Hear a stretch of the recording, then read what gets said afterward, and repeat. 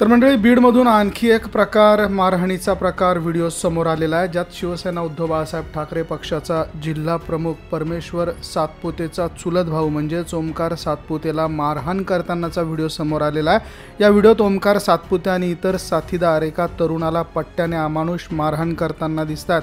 काल याच ओमकार सातपुतेला दादासाहेब खिंडकर यांनी जी मारहाण केली होती त्याचा व्हिडिओ समोर आला होता। तसाच दादासाहेब खिंडकर हा धनंजय देशमुखांचा साडू असल्याची माहिती समोर आली होती। तर या व्हिडिओत संजय बावणे नामक तरुणाला मारहाण झाल्याचं दिसतंय।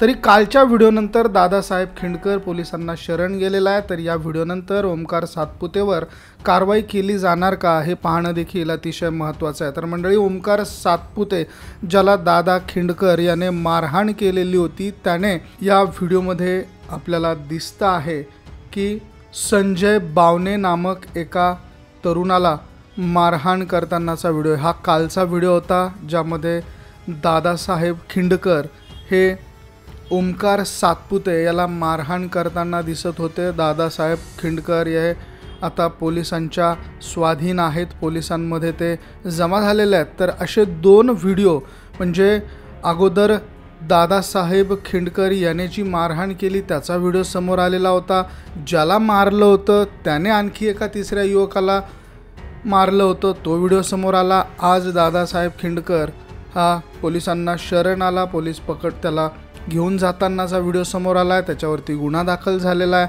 आणि दादासाहेब खिंडकर धनंजय देशमुख यांचा साडू असल्याची माहिती समोर येते आहे। सगळ्यात महत्त्वाचं म्हणजे ज्यावेळेस धनंजय देशमुख यांनी टाकीवर चढून जे आंदोलन केलं होतं त्या आंदोलनात देखील त्याने सहभाग घेतल्याचं या व्हिडिओमधनं पाहायला मिळतं आहे। तर अशा पद्धतीचे हे दोन व्हिडिओ आणि आता बीडमध्ये व्हिडिओ वॉर सुरू झालेला आहे। कोणी कशी कशी मारहाण केली याचे सगळे व्हिडिओज आता बाहेर यायला लागलेले आहेत।